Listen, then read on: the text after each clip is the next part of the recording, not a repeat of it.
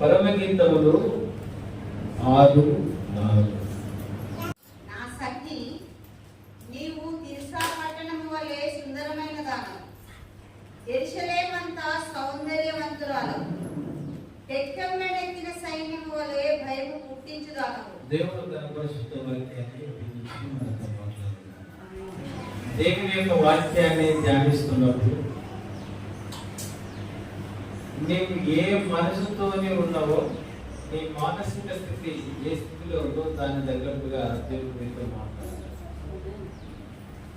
Bible ఉన్న ప్రత్యక్షతే అట్లా. ఇక్కడ చదువుబడిన మాటలలో చూస్తే ఆ చివరన ఒక భాగం మనం కనపడతాం. టెక్కెములు నెత్తిన సైన్యం వలె భయము పుట్టించుదానవు. హల్లెలూయా. దేవుని యొక్క బిడ్డలు,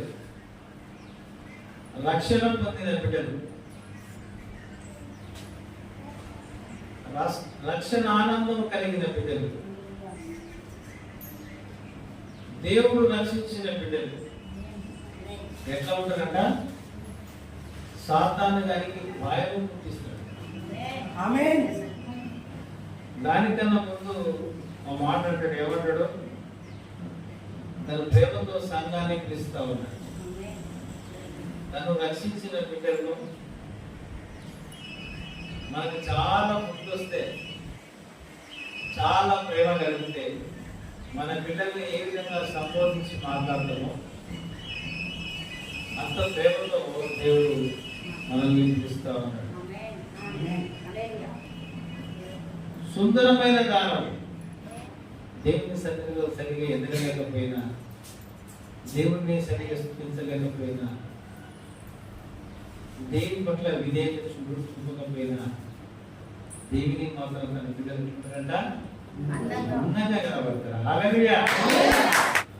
రక్షింపబడ్డ ప్రతి ఒక్కరు దేవునికి దేవుని దృష్టిలో సుందరమైన దానం. హల్లెలూయా. ఒకవేళ నేను నా దేవునికి నేను అందంగా కనబడితే, అందంగా కనబడడానికి ప్రేమ ఉంటే కదా, ప్రేమ ఉంటే నాకెందుకు అయ్యాడు కష్టాలు? నువ్వు ప్రేమ ఉన్నావు కానీ కొనాడడానికి దేవుని అనిపించింది.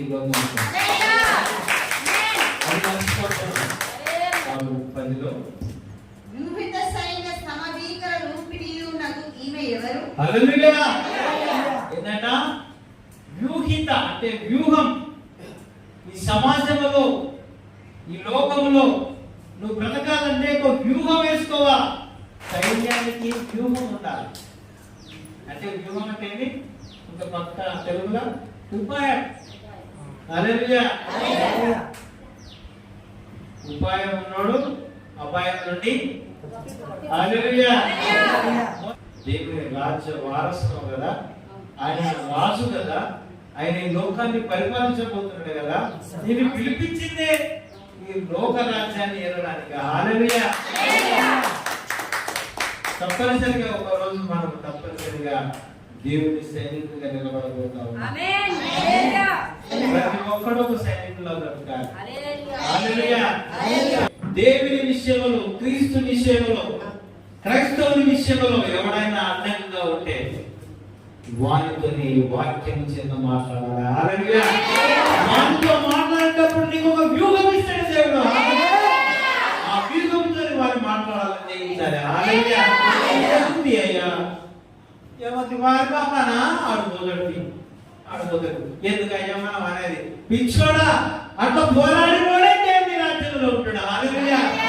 మాట్లాడినోడే పరలోక రాజ్యం. హల్లెలూయా. దేవుని సైన్యంలో నువ్వు సైనికునిగా ఉండాలి.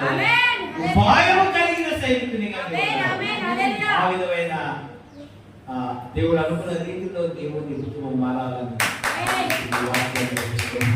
మనలో ఉంచండి. ప్రార్థన చేసుకుందా.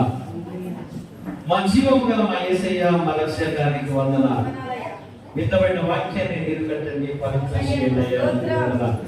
ఎన్నో రకములుగా మమ్మల్ని మేమే తక్కువ చేసుకుంటూ బ్రతుకుతున్న మమ్మల్ని ప్రభు నీ వాక్యం చేత మమ్మల్ని బలపరచినందుకు నీకు వందనాలు. అవును ప్రభు, నేను ఒక సైనికుడు, నేను ప్రభు నేను యాజకుడిని, నాది రాజవంశమయ్యా. నీకు వందనాలు. నీ రాజ్య నిర్మాణంలో నేను మా సంఘం ఉండేటట్టుగా నీ కృపాన్ని సహాయం మాకు అనుగ్రహించు. యేసయ్య నామమున బ్రతిమలాడి వేడుకొనుచున్నాము తండ్రి. ఆమేన్.